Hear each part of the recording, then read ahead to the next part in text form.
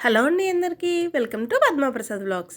అన్నం, చపాతీ, పూరి ఎందులోకైనా మంచి టేస్ట్ని ఇచ్చే బంగాళదుంప బఠానీ మసాలా కర్రీ అండి. ఎక్కువ స్పైసెస్ వేయకుండా కమ్మగా ఎలా చేసుకోవాలో చూసేద్దామా. కడాయి పెట్టుకొని కడాయిలో కొంచెం ఆయిల్ వేసుకొని ఆయిల్ వేడెక్కాక ఒక స్పూన్ దాకా ఆవాలు జస్ట్ చిటపట్లు అన్నిచ్చాక ఒక స్పూన్ దాకా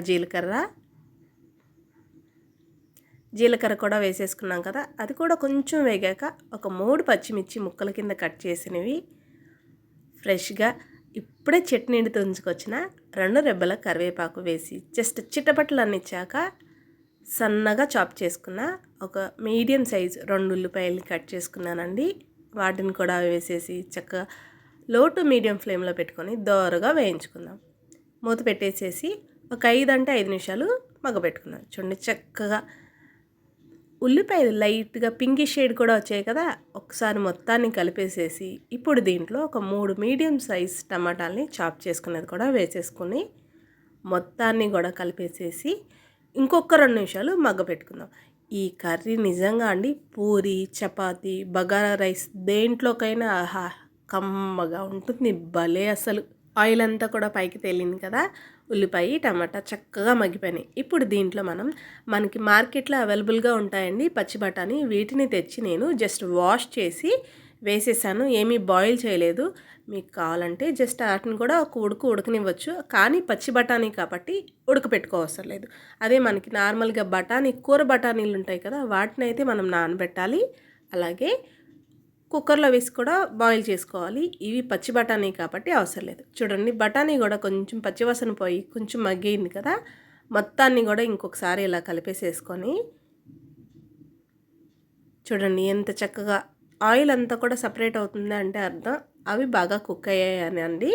ఇప్పుడు నేను ఒక మీడియం సైజ్ బంగాళదుంపల్ని మరీ ఎక్కువగా ఉడకనివ్వలేదు. ఒక 50% వరకు మాత్రమే ఉడకనిచ్చాను. మీడియం సైజువి 4 బంగాళదుంపలు తీసుకున్నానండి. వాటిని కూడా బాయిల్ చేసి ఇలా పీల్ చేసేసి ఈ సైజు ముక్కలు అయితే కనుక మనకి తినేటప్పుడు పంటి కింద ఒక చికెన్ పీస్ తిన్న ఫీల్ ఉంటుందన్నమాట. సో నేనైతే ఈ సైజ్ కట్ చేశాను. మీకు ఈ సైజు నచ్చకపోతే కొంచెం తగ్గించుకోవచ్చు. మళ్ళీ మూత పెట్టి ఒక 5 నిమిషాలు మగ్గబెట్టుకుందాం. మూత తీసి చూద్దామండి.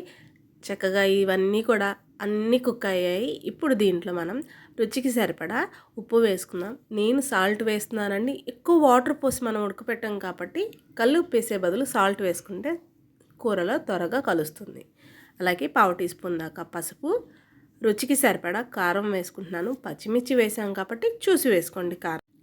ఇప్పుడు దీంట్లో ఒక 1/2 టీ స్పూన్ దాకా ధనియాల పొడి, ఒక 1/2 టీ స్పూన్ జీలకర్ర పొడి. అంతే అండి. కూర స్పైసీగా ఉంటుంది, కమ్మగా ఉంటుంది.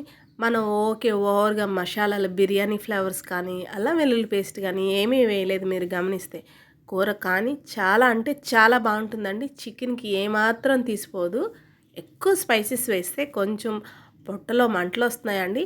సో అందుకని తగ్గించి ఎలా ఉండిద్దా అని ట్రై చేశాను. నిజంగా ఎంత కమ్మగా ఉందంటే అంత కమ్మగా ఉంది. స్పైసెస్ అన్నీ కలిపేసుకొని ఒక బుడ్డి గ్లాసుడు వాటర్ పోసి మూత పెట్టేసేసి ఒక 5 నిమిషాలు వదిలేస్తే చక్కగా కూర గుజ్జుగా చూడండి అసలు ఎంత బాగా రెడీ అయిందో.